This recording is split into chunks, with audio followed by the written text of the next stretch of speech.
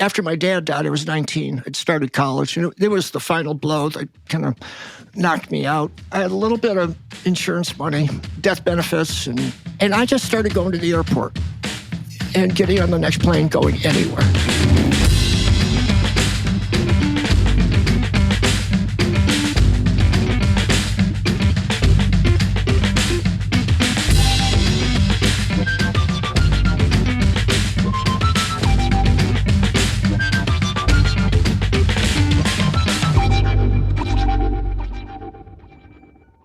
Hello, my atypical daydreamers. Welcome to the show. My guest today is Bill Bruzy. He's a therapist, writer, and photographer based in Austin, Texas. Bill has lived one heck of a life, and as a result is a well of wisdom. Today, he takes us on a journey known to many of us, where we must go through the dark night to find the path back to ourselves.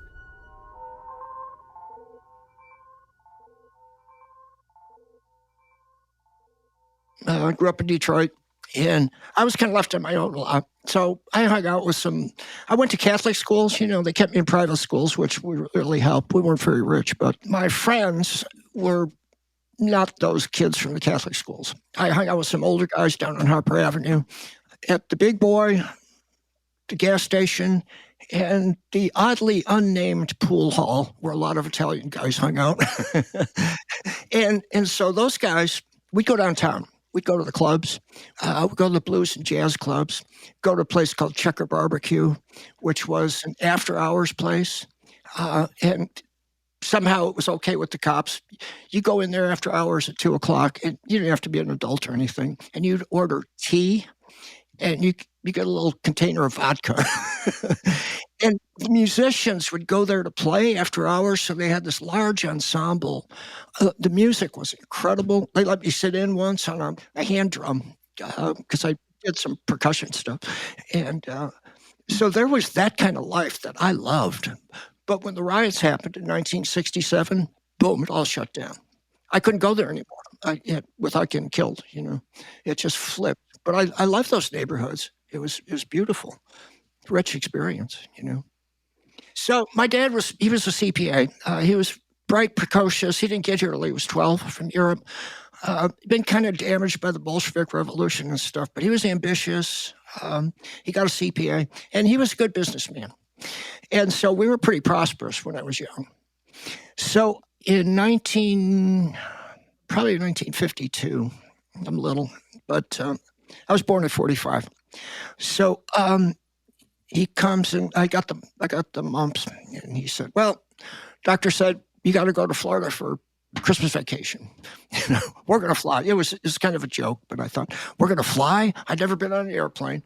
I love airplanes, and this is 52. This is rare for So we boarded Lockheed Constellation, and you got dressed up in suits, everybody dressed, and lavish experience, And I remember walking up the steps on the tarmac to the plane, and the flight attendants, calls me sir.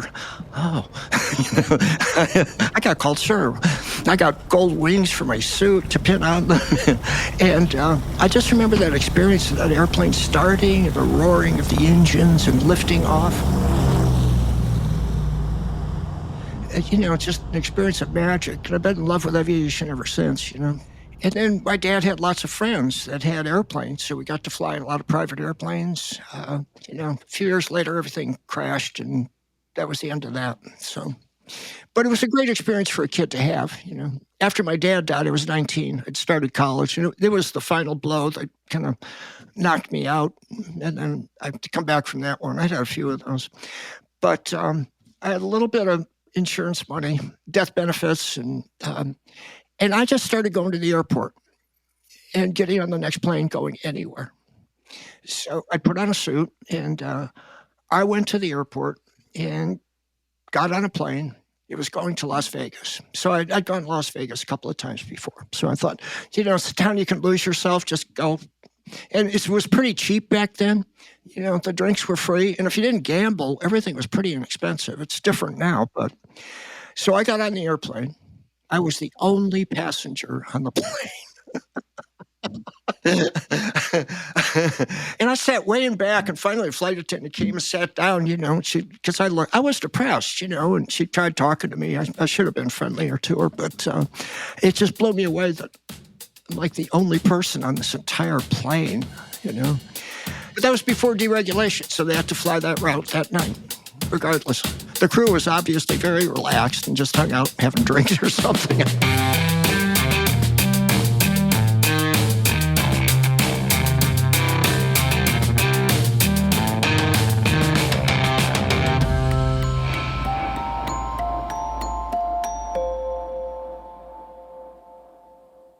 I was living in Ann Arbor, and I had this woman friend, Janice. She was in the dance department. I hung around the dance department at the University of Michigan a lot because I was learning about dance. I was learning about movement. There were drummers playing music. I mean, everything in Ann Arbor was about art. Music, art, dance, drawing, painting. My life had collapsed in the career way. My health had everything. I'd lost everything. And I thought, fuck it. And I didn't think I had long to live, so I said, I'm just going to do what I want to do. And that's what Ann Arbor was for me. Apparently, that made me healthy. I did not die, but I was broke for sure. But anyway, I'm hanging out with Janice. She is incredibly beautiful human being, but also just the kind of beauty that cars kind of run into things driving down the street. And I kind of crashed at her place frequently, and we were close friends. One night in Ann Arbor, there's a Frank Zappa concert. Janice and Jandy want to go to the Frank Zappa concert. And something is telling me, get out of town. It's a full moon. I don't know. I mean, I operated a lot by intuition those days because I didn't have the wherewithal to, make the kind of choices that money gives you. So I just need to get out of town. So I get a bus ticket to Chicago. I'm going to go to Chicago and back on a bus. And I operated a lot like that those days. And also, I was really on a philosophical quest at that time, too, that I was really trying to kind of reconfigure my relationship to life. So I was kind of on I hate to use the word spiritual, but this kind of philosophical quest. And so that was part of it, it's like, okay, I'm just going to do this because it feels right. So I got on that bus, got to Chicago bus station. I thought, what am I going to do now? I guess I'll just wait and go back in the morning. But, oh, no, this could drive me crazy. I can't sit in the Chicago bus station all night. So I went outside. I can walk around. And I'm young and fit and alert, and I'm not that vulnerable to attack. And so I walk out, and I walk about half a block away from the bus station, which is lit entrance, and this woman walks up to me. Maybe 4 feet something tall, around there. She's an African-American woman. She's really interesting looking, and she's wearing a crimson cape with a hood. And she smiles, and she has this incredible gold tooth, and she smiles at me. And it's like, okay, I have left the consensus universe. So I go back to the bus station. I thought, okay, I'm just going to sit here. That's fine. I'll just meditate all night. But then the cops are beating up some guy in the back room for something. Chicago cops, they're like that. They're trying to get something out of him. Listen to this guy scream. The cops yelling. It's like, oh. And now the woman in the cape comes in the bus station. So she's locked on to me somehow. I'm not interacting. I suppose I could have, but I just didn't. So I said, let's just have the stamina to make it till morning. So I get on the bus in the morning. I sit down. And I just want to be left alone. I've been around all these people and the cops. So a woman walks on the bus, kind of a middle-aged woman. She walks back. There's nobody on this bus. She sits right next to me. What? It turns out she was a nun who lived at the second Station of the Cross in Jerusalem. We had the most incredible conversation all the way back. And we stayed in touch. We wrote postcards and stuff. It was just a mind-blowing experience. Josh, the thing is, years ago, I got kicked out of the box of ordinary life by circumstances, by transformative experiences, by losses. And once you're outside, the world is enchanted, and it doesn't mean it's always easy that way, but it's beautiful.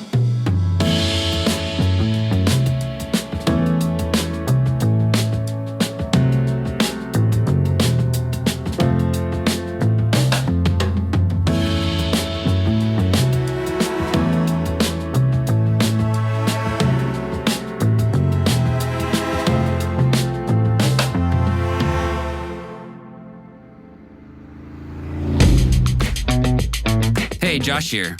I love making this podcast, and I'd love to make it my full-time gig.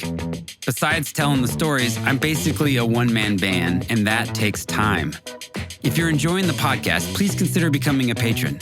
You'll have access to loads of great bonus stories, and you'll have the satisfaction of knowing that you're supporting a truly independent podcast. Find the Patreon link in the show notes. And thanks. I'm living in Ann Arbor. I'm poor. And a woman friend is driving out to Boulder. And she wants me to go with her because she wants a guy in the car. I hadn't been out of walking distance of downtown Ann Arbor for probably a couple of years at that point. It was kind of near the end of my stay there. And I'm kind of frustrated knowing I need to make a change, but I can't figure out how to do it. So I ride out with her. And it's a nice ride. We share the driving. It's a little VW. We get out to Boulder, and clearly, I can see that this experience of a few years in Ann Arbor has changed me. We stopped in this house in Boulder, some students or something, but we started having conversations, and it was like, oh, this is different with these guys. It's like they're asking me questions. It's kind of like you're seeing me as their teacher or something. That's strange, but I'll go with it. I'll talk with them. And then the next day, I think, I'm going to you could take a bus at that time, I don't know if you still could, to the Weather Service station out there and hike into the mountains from there. So I thought, I'm going to do that. I took my backpack, a little water, a little food. And I thought, the truth is, I don't care if I come back. I do not know what to do to get my life moving. I have no frigging clue, and I have to. And I'm stuck, and everything I've tried to do has not worked. And I've been really earnest and sincere about this, but it's just dead end after dead end. So I walk out. I wasn't trying to kill myself. I was just kind of empty. So I get out and I climb up into the mountains a little bit, get up places, have an adventure on the way, start sliding down a rock face, and have this realization that, I have to respect this mountain. It's not looking out for me. Okay, I got it. It's got its own life. I have to honor that. So I get to this place, and it's getting late. The sun's coming down. And it's warm that night, kind of humid for the mountains. I find there's no flat spot to lay down, but I find a little crevice in a rock that's kind of like a rock hammock. I kind of get in there with my shoulders, and I can kind of lie down there. So I thought, that's it. That's my rock hammock for the night. I had a sleeping bag. I didn't need it. It was too warm. So I lay down. Actually, before I lay down, when I first got there, I stayed in that spot because there was this domed rock, very big, hanging over kind of a precipice. The domed rock felt really good. It was a good place to sit and meditate. It felt really kind of like home or something. It had a nice feel to it. But it was precarious because it was domed, and it was down quite a way at the end of the dome. So you really wanted to get it right, and not slip off. So I went to sleep that night, and it was not a good sleep because I was dehydrated, and it was warm, and, I'm sleeping on rocks. So at some point in the night, I wake up, and something is off. I don't get it. Something weird. So very mindfully I literally crawl over to the domed rock because I don't want to stand up because tripping could be disastrous. So I crawl over to the domed rock and carefully place myself on it. Try to figure out what's off, and I look up the moon, and the moon is in eclipse. How the heck did I get into the mountains at a time like this? This is incredible. I was just silenced by the whole thing. So I'm sitting there on that rock just in awe of the moment. And I look off in the distance, and there's like a little dot of light, which is some town way off in the distance. And I put my hand out, I put my thumb out. I can cover the whole town with my thumb, And then I think, of all the life going on in that town. I think, there are people being born, people dying, people in trouble with the law, people winning victories, people making love, people cooking dinner, people watching TV. All of life is going on in this tiny little dot, And then something happened inside of me. And this is the truth, Josh, that I started crying and I heard words come out of me. I did not think this. I heard these words come out of me. I heard myself say, okay, I'll go back and help. And that was kind of the start of coming back into the mental health business. And, because I got back to Ann Arbor, I got this crummy job in a mental hospital. That's the one that folded, so we lost our jobs. And then we got to Texas, and I got another direct care job. They started a new program called Community Bound, which was a live-in program. They were getting patients out of state hospital and long-term care into independent living. And Kathy and I came in on our bicycles, and we were like a mirror. Nobody wanted to do this because you have to live with the patients. They had separate apartments, but nobody wanted that job. And they said, we're going to give you some money up front. We're going to buy your furniture. We're giving you an apartment. We said, okay, this is good. A roof, a bed to sleep in. We'll take it.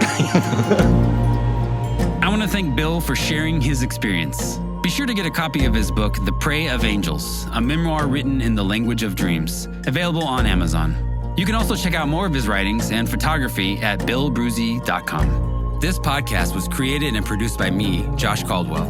Music by Visual Aid, my side music project. General support and copywriting by Miranda Caldwell. If you like the show, please follow, subscribe, rate, and review wherever you listen to podcasts.